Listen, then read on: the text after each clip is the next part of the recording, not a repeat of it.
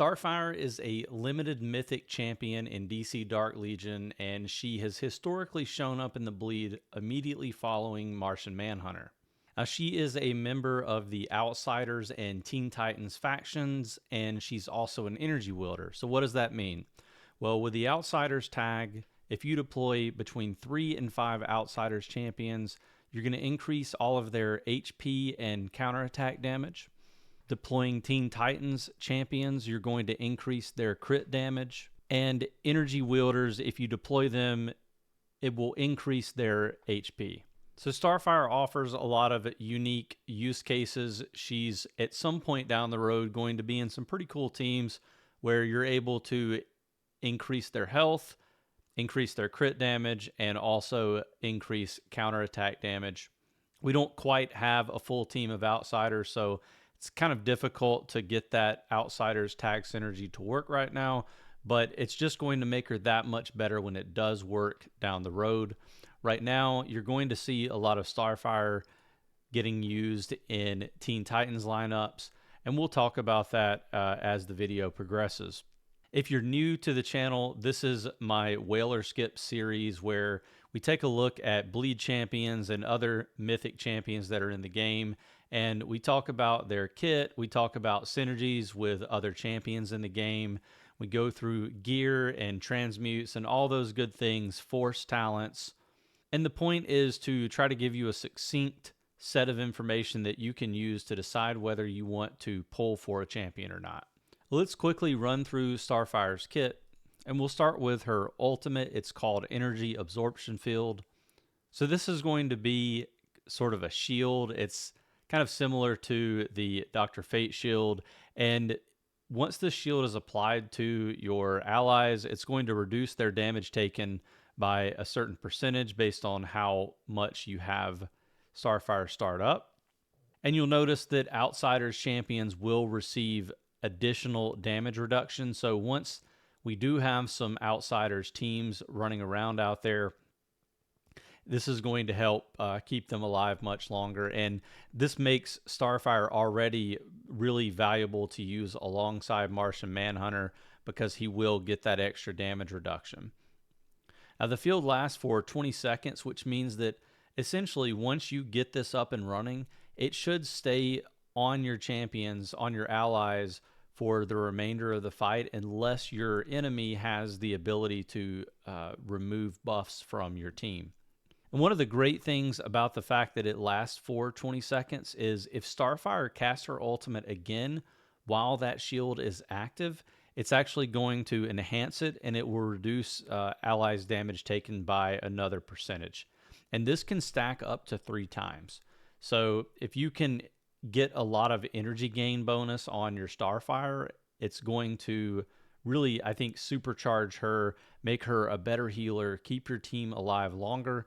So it's pretty obvious to see why Starfire works so well with a Nightwing team in Meta Brawl, and she also works with several teams in Combat Cycle. The next skill in Starfire's kit is going to be her first basic skill. It's called Star Bolts. And for this one, she's going to deal spiritual damage equal to a percentage of her attack to enemies within range. So it's an AoE ability, and it will also reduce their attack by a certain percentage over time. If you invest in the Multiversal Force talent for this ability, it will reduce the cooldown on Star Bolts by a small amount, but if you fully invest in this one, it is going to be a significant amount off. I've mentioned this in several videos in the past, but we do know from various reputable sources now, including Naira, that most of the basic abilities for champions take about 10 seconds to cycle. Like that's the cooldown that you're going to start with. So kind of reverse engineer based on a fully maxed Multiversal Force talent here that you could probably reduce it by a few seconds. So, you know, going from 10 seconds to 6 to 7 seconds on these abilities can be quite significant. Skill number 2 for Starfire is called Healing Energy.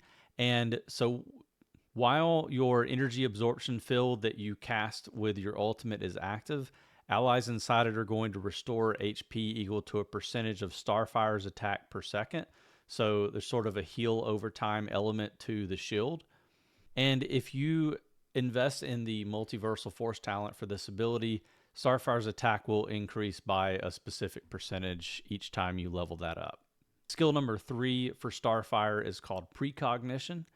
For this ability, Starfire's spiritual defense is going to increase, and at the start of every battle, Starfire will gain a certain amount of energy for each outsider's ally present. Again, adding more synergy between Starfire and Martian Manhunter. I don't want to mention Arsenal, I just don't want to talk about it, but hopefully once we get a few more outsiders champions, this is going to mean much more for your Starfire. And I think this is just one of those things that she's already incredibly good. This type of ability is going to make her even better whenever we get that Outsiders tag synergy going. Now, if you invest in the Multiversal Force talent for this skill, it will increase Starfire's spiritual defense. And finally, we have the global skill, Emphatic Perception. This is going to increase all champions' spiritual defense by a certain percentage and all supporter champions' attack by a certain percentage. Really important to try and get your Starfire up as many stars as you can, because it's going to significantly increase the healing effectiveness of all of your healers. And I think it's also going to make a champion like Superboy or even Zatan, I believe, much stronger because of increasing this attack. We talked a little bit about those force talents that are associated with the basic skills. Obviously, those are going to be quite important for you to level up as quickly as you can. The healing energy enhance is going to be important to get that additional attack. And you really want to reduce the cooldown of Starbolts as soon as you can.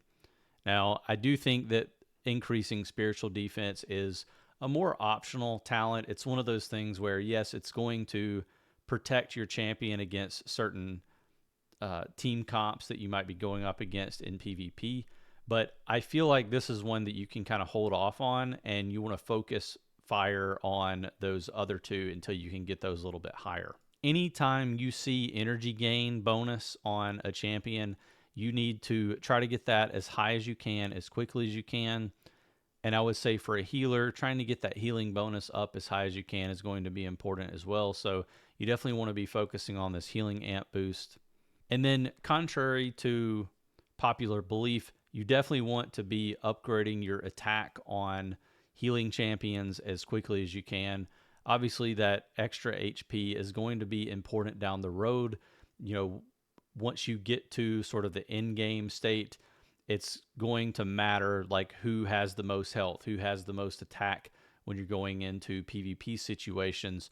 But for the most part, early on, you want to focus on those attack nodes. So I believe one of these is going to give you percentage attack. I always like to do that one first, and then you can kind of circle back to the other ones as you get that done. For gear, you're fortunate that she has 2 faction tags, so you can kind of take Teen Titans or Outsiders gear. Either one of those is going to be helpful for you. You want to try to get as much of that tag synergy gear as you possibly can. It's going to take a while until you are at late game War Room level 35. You want to get that armory up as high as you can so that you can start farming this gear and try to start putting some transmutes on it. As far as what to focus for Starfire's gear, there are a couple of routes that you can take. You could go for a route where you're trying to give yourself additional spiritual defense and physical defense, and just trying to keep Starfire alive as long as possible so that she can keep the team alive. But I personally think I would go for attack and energy gain bonus above everything else. And the energy gain bonus is incredibly important. I think healing effectiveness makes a lot of sense for a healer as well. And again, those defense bonuses are going to be quite important too. When it comes to legacy pieces, clearly the favorite for Starfire is going to be her Starbolts. And this is one that you really, really want to get up and running on her as soon as you can. And I personally think that the faster you can get it to 5 white stars, the better. I just unlocked this one, and I'm really focusing much more on my Superman family than anything else. I'm also saving some magic eyes for the potential release of Death Metal Wonder Woman. That's a champion that even if it bricks my account, I don't care. I am hoping to pull for her as much as I possibly can. So I want to have that legacy piece ready to go for her. But I think for Starfire Starbolts, energy gain bonus, quite important. You're going to get attack percentage on this as well. And as with all of the unique legacy pieces, you're going to get 2 skills. So the first one is going to be Tamarin Arcs, and that one is going to activate when Starfire has it equipped. Your Astral Blaze, the other ability, that one will be effective regardless of which champion uses this gear piece. And we'll talk a little bit about it as we go through this discussion. I also have a guide for whether or not you should whale or skip on the Starfire Starbolts in general. So if you want more information on that, got a deep dive on this legacy piece where we talk a little bit more about it in detail. But for Tamarin Arcs, basically allies that are within range of Starfire's ultimate, not herself, but everyone else, will gain attack equal, or an attack bonus equal to a percentage of Starfire's attack.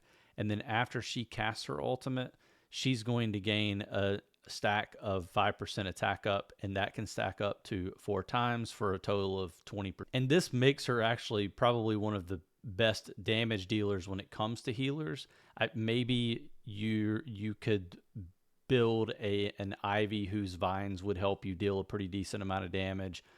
That's a champion we talked about before that can do a decent amount of damage as a healer. Also, I think Green Lantern, if you invest enough in him, he can do a decent amount of damage. But Starfire is really kind of the top of the list if you have this unique legacy piece invested at all. Astral Blaze, the other ability, is going to increase the wearer's attack by 5%. And then each time the ultimate is cast, any ally within 12 meters, so pretty decent distance away from the caster, is going to restore health equal to 25% of the wearer's attack plus 8% of the target's lost HP. Now that's at 0 stars, so those will go up over time as you invest in the legacy piece. That's what makes this legacy piece so compelling to have for your account, is you're not just going to use it on your Starfire, you're going to be using it on Crypto, you'll use it on multiple different champions. You can use it on a lot of champions that are not healers and kind of turn them into a pseudo healer by doing that. And it makes a lot of sense because even though you're missing out on the Tamarin Arcs, you're going to get energy gain bonus, attack, and you're also going to be healing your allies a decent amount. So enough about Starbolts. A couple of other items that I think are interesting to use on your Starfire. The Starheart staff is going to be pretty solid. That one's going to give you that energy gain bonus that you're searching for. And every time the wearer casts their ultimate, anyone within 10 meters is going to gain 10% attack and 10% physical and spiritual defense bonus. Now, I think you could get away with Mind Control Hat if you wanted to for Starfire for more of an offensive build. You're getting a lot of attack here, and you're also going to be getting Spiritual Amp. I don't think that's the most efficient one to be using with her. You can see I have Modified Joker Venom Grenade on my Raven, but I'm not sure I would want to use this one here as well. Again, it's going to give you a ton of attack percentage, and that will help with healing. But obviously, if you have access to something like Starheart Staff or Starfire Starbolts, you're going to be, I think, in a better position. In a pinch, Pied Piper Flute's going to help. That one gives you a massive amount of healing bonus, but you're probably not going to be using that for too long after you get Starfire built up well enough. As far as champions that are going to synergize really well with your Starfire, I think I've already talked enough about Martian Manhunter. I think he's going to be one of the best synergies that you're going to get for Starfire down the road. Right now, that's probably not the case. I think you're going to see a lot of gains by building your Starfire with the Teen Titans setup. And in particular, you're probably going to be doing a Teen Titans Bat Family hybrid team. that you can include your Starfire in. So I've talked about this a little bit with the Teen Titans deep dive video that I did, and I think there are a ton of combinations that you can use with your Starfire and Nightwing. I think that champions like Cyborg and Robin are going to pair really well with your Starfire as well. Just if we assume that you don't have Nightwing yet, which technically if the bleed pattern follows the same way that it has been in the past, you will have an opportunity to pull for Nightwing before you get Starfire. Either way, you're going to have a lot of options with your Teen Titans team to build around Starfire. You can see from the combat cycle rankings for the day that we've got a couple of people, including Chloe here, who have Starfire built up pretty well on our server. And Starfire has been, I think, a really helpful piece for Chloe's Nightwing team to perform well in combat cycles. She's always one of the top scorers. We do have a couple of other Starfire enjoyers here that have her in the purple star range. I've got her in purple stars as well. And again, I'm seeing a lot of really good results out of Starfire at that level. I think that, if you're planning on pulling for her, that the purple star range is probably going to be a pretty decent stopping point for you, unless you're willing to wail all out on her. Should be able to get a decent amount of use from her at the purple star level. We'll take a look at Meta Brawl really quick before we end the video. You can see Supervisor here has a 5 red star Starfire in his team. I know for sure Stryker is running a Starfire with her group. We looked at her combat cycle score earlier. Again, this is all Grandmaster group in server 204. Well, this is really the server cluster for beta players, so like 200 through 205, but seeing several Starfires in this group. Not going to be one in mine. There's Chloe again. You can see she's using Starfire in her PvP team as well. And you get the idea.